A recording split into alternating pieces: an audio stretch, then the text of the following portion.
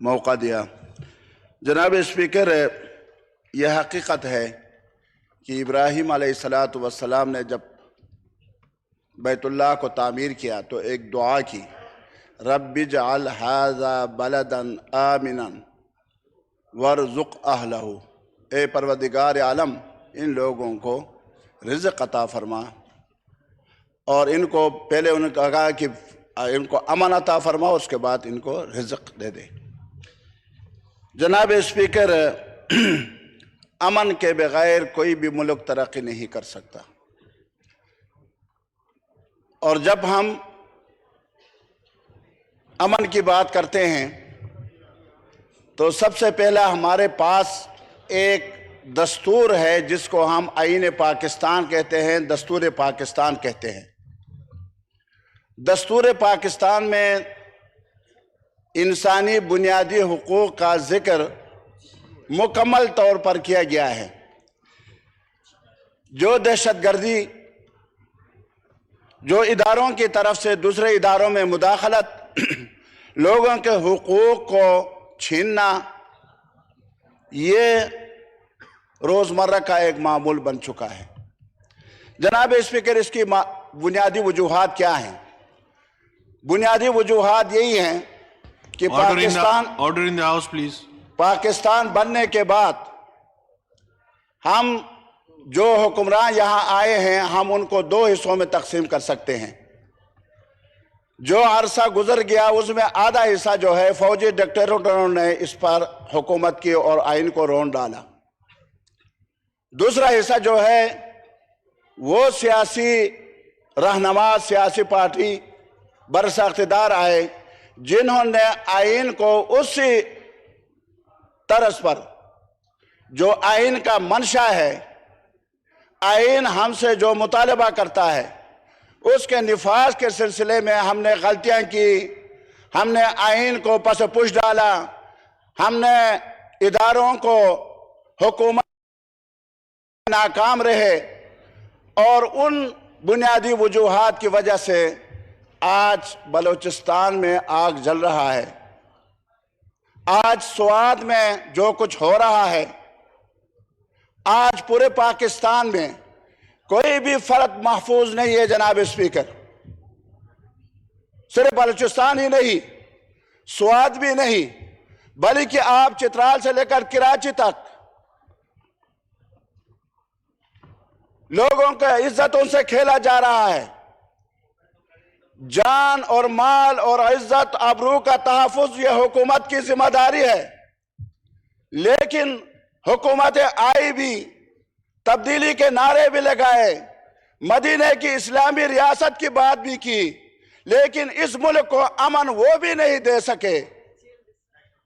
جناب اسپیکر، اگر ملک کے منتخب نمائندے، چاہے وہ صوبائی اسمبلی کے ہوں، چاہے وہ قومی اسمبلی کے ہوں، چاہے سینٹ کے ہوں، اگر وہ محفوظ نہ ہوں اور ان کو سینٹ کے اندر سے ایک سینیٹر کو اٹھایا جائے، ان کو گرفتار کیا جائے، کیا آپ اس پارلیمنٹ کو با اختیار بنا سکتے ہیں؟ کیا آپ پارلیمنٹ کے جو حقوق آپ پر ہیں اس کی تحفظ آپ کر سکتے ہیں؟ جناب اسپیکر، بات اصل میں یہ ہے کہ ہم مینگل صاحب کے بھی، وزیر دفاع صاحب نے جو باتیں کی، پیرزادہ صاحب نے جو باتیں کی، اس کو سیریس لینا چاہیے۔ یہ بہت حساس معاملہ ہے۔ دیکھیں، جب تک ہم بلوچستان کے جو خدشات ہیں ان کو دور نہیں کریں گے، جب کراچی میں جو کچھ ہو رہا ہے، بچوں کے ساتھ جنسی زیادتی ہو رہی ہے، حکومت نہیں ہے۔ کہاں ہے حکومت؟ کہاں ہے انصاف؟ کہاں ہے عدل؟ کہاں لوگوں کو انصاف مل رہا ہے؟ سیاسی رہنماؤں کے لیے تو رات 12 بجے عدالتیں کھلتی ہیں، لیکن عام لوگوں کے لیے، میرے لیے، آپ کے لیے عدالتیں کبھی کھلی ہیں؟ یہ 435 جو لوگ ملک کو لوٹ کر باہر لے گئے تھے ان کا کیس وہاں پڑا ہوا ہے. اگر یہاں مجرم کو سزا نہیں دی جائے گی، یہاں مجرموں کو، ملک کے دشمنوں کو سزا نہیں دی جائے گی، اس وقت تک اس ملک میں امن آنا ممکن ہی نہیں ہے. جناب اسپیکر، میں آج آپ کو ایک بات بتاتا ہوں. چترالی صاحب وائنڈ اپ کریں. جی ہاں، کرتا ہوں.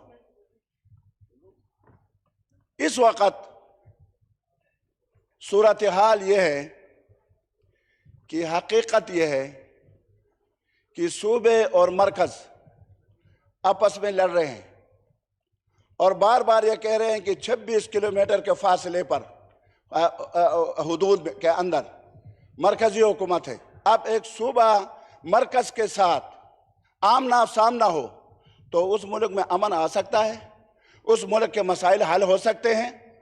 اور ایک صوبہ اور مرکز کے درمیان روابط نہ ہو، یکجہتی نہ ہو، اور ان کے درمیان بات چیت نہ ہو، اور ان کے درمیان ملکی مسائل کو حل کرنے کے لیے کوئی میکینزم نہ ہو، تو وہ ملک ترقی کیسے کرے گا؟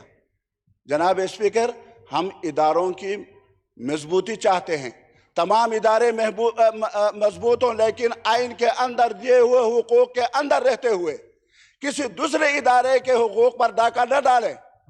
اپنے ادارے کو مضبوط کریں اور بے شک ہمارے لیے یہ فخر ہوگا انشاءاللہ. میاں جاوید لطیف صاحب.